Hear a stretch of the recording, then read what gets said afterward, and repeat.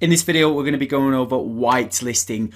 This is when you're going to start seeing the real profit and the real ROI coming in. So this is as we start to, our funnel is going to be quite optimized by this stage. And basically what we're going to be doing is finding the cream of the crop of the placement. And then we want to be running our campaign on the cream of the crop so we can actually start making a lot of money.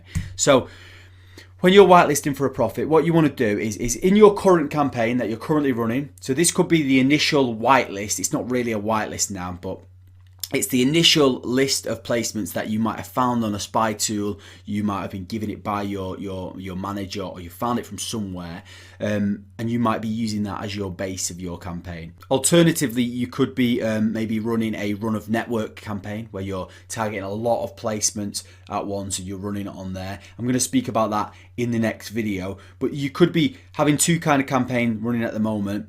And the goal of both of those campaigns is to basically find the most profitable placements, because even in the initial whitelist that you might have got from a spy tool or from your traffic manager, it might not, all of those placements might not convert. They probably won't convert with your offer. So we need to find the cream of the crop out of those. So what we want to do is be looking through our stats, just in the same way that we would be doing if we're blacklisting.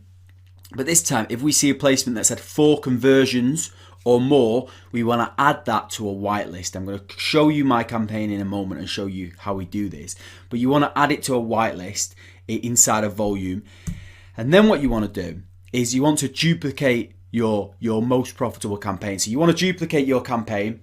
And by now, you should have hopefully optimize your funnel, so you've got a good idea of which images are working well. You've got a good idea of the best landing page, and you know that the offer's converting well. And this is obviously ideal because we don't want to be turning on this money tap if we are still losing money on some of them elements.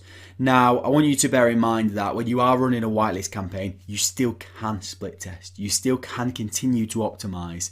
And I definitely think you should be doing that. I advise that you do that.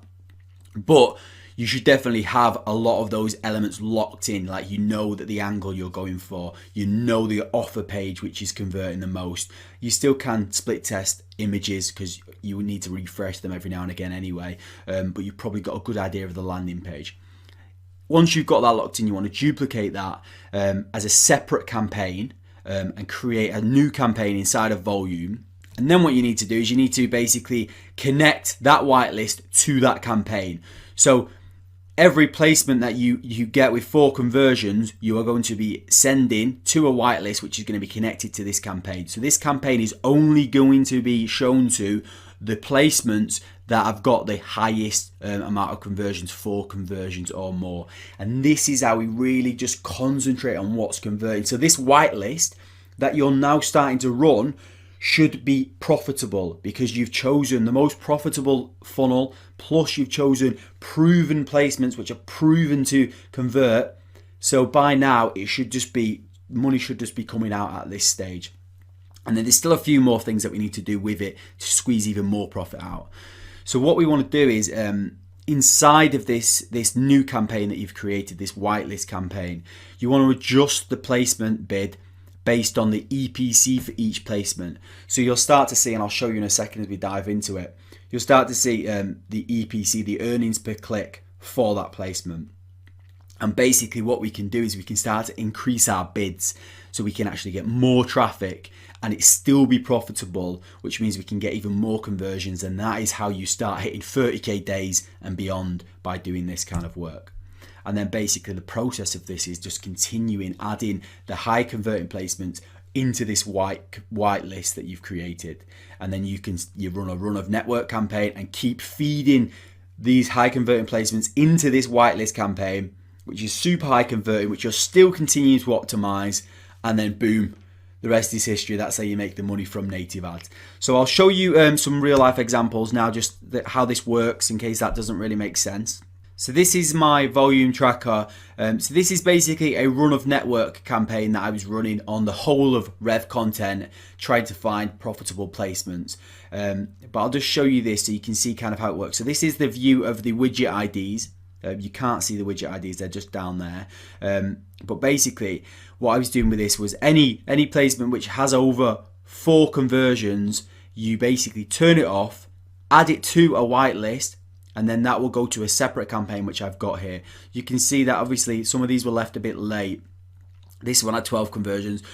Basically, if it's profitable, then you would move it over. So this one here has had six conversions, but it's not actually profitable at this stage. So you obviously leave it a bit longer to see whether it's going to be profitable. This is at minus $220. So I'm like, I'm not going to move that over to my whitelist. So obviously it's either you've got over 4 conversions and it's profitable. That obviously is a key point, which I forgot to mention. Now, obviously, I left some of these a bit late. That could be just because I forgot to check it, or it could be that it wasn't that profitable at one stage, and I've kind of been playing around with it because this is only 35% ROI. So it might have been on the cusp, and I'm like, do I really want to put this into my whitelist and turn it on full blast if it's not that profitable? So I left that a bit longer. But you can see the ROI of these down here. It ranges. And basically this is what I do is go through, and when it hits 4 conversions or more, we basically turn it off and then put it into a whitelist. And I'll just scroll down here. So these are the conversions down here, and you should see once we get to 3 conversions, these are still running. So 3 conversions. These are all profitable, but they're still running. And then the goal is to wait for them to hit 4. Once it hits 4 or 5 conversions, we move it over to the list. And then obviously if it goes over the 1 times payout, then we'll turn it off in the on here as well and blacklist that. But I'll go into blacklisting a little bit more in the next video.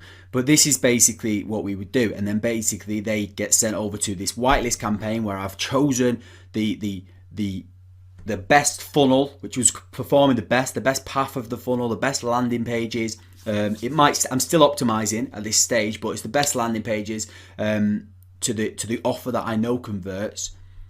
And then when this loads, you can see this here is my whitelist campaign. So you'll actually see this is where the money's at, and this is where you start getting a lot of the conversions because you're concentrating on the very best placements. So this one here, the widget IDs are down there. This one at the top's had 123 conversions just from that one widget. That one widget is super profitable. And then you've got them down here, and then basically these are all concentrated. And then basically as we scroll across, you'll see that they've all got different amounts of profit. Some of them are generating $3 grand, $4 grand, $1 grand. And basically what we want to do is we want to optimize based on the EPC. So this is the earnings per click for each of these widgets. Now what I like to do is change the bid based on the EPC. So if you scroll down back to the beginning,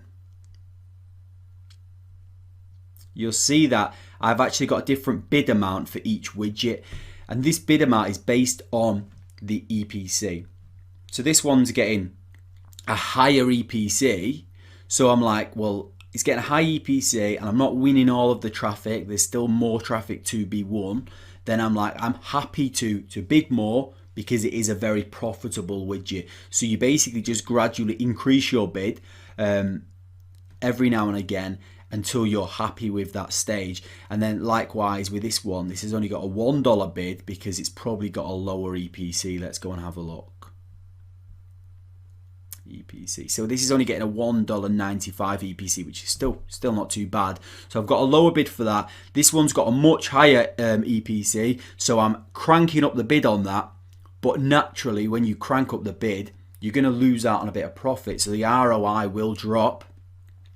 But I'm not here for having a 300% ROI on 2 conversions. I would rather get way more conversions. So I want more traffic, even if that means that the traffic's going to be slightly less profitable. I'm happy to pay more per click if I'm getting conversions. And that's kind of how you play around with a bidding system, and you just come in and you basically would keep just analyzing this and just seeing how well each widget's performing, and then bidding it accordingly. And like say for instance this one, I've got a $5 bid for 1,000 impressions, and the reason for that is because I've only got a 29% ROI, but I'm getting a $3.93 EPC. So this has got a very high EPC. So I'm happy to crank up the bid on that, which means I can get a lot more conversions coming through because the conversion rate's obviously high for that one. Let's see how many conversions we got. We got 66 conversions just from that one widget. And it's obviously, it's up to you how far you want to go. Obviously, the goal, which a lot of people base their campaigns on, is trying to be 30% ROI. So they're happy to keep cranking up their price per click as long as they're around about 30% ROI. If you have got a smaller budget and you want to have a higher profit for spending less money, then obviously you wouldn't go as high with the bids. You would keep it lower. But you can kind of just play around with it. One thing to bear in mind as well is that you could also go the other way and drop your bid if your clicks are expensive. But if you drop it too low, you could actually move your ad to a really low placement where you actually end up getting a lot less clicks, which actually ends up being more expensive because we're paying CPM. So you just need to have a play around with this and just analyze it, and you can basically change the bidding literally gradually by pennies at a time. So that's what I do, is just come in and change it by like 50p or something, or gradual increases, and then just sit back and analyze it and see whether that's had an effect on conversions or anything like that. But that is it. That's the whole goal of whitelisting, and putting them into this, and then you start to see the crazy profits that we can generate from just this one campaign, which is pretty cool. Okay,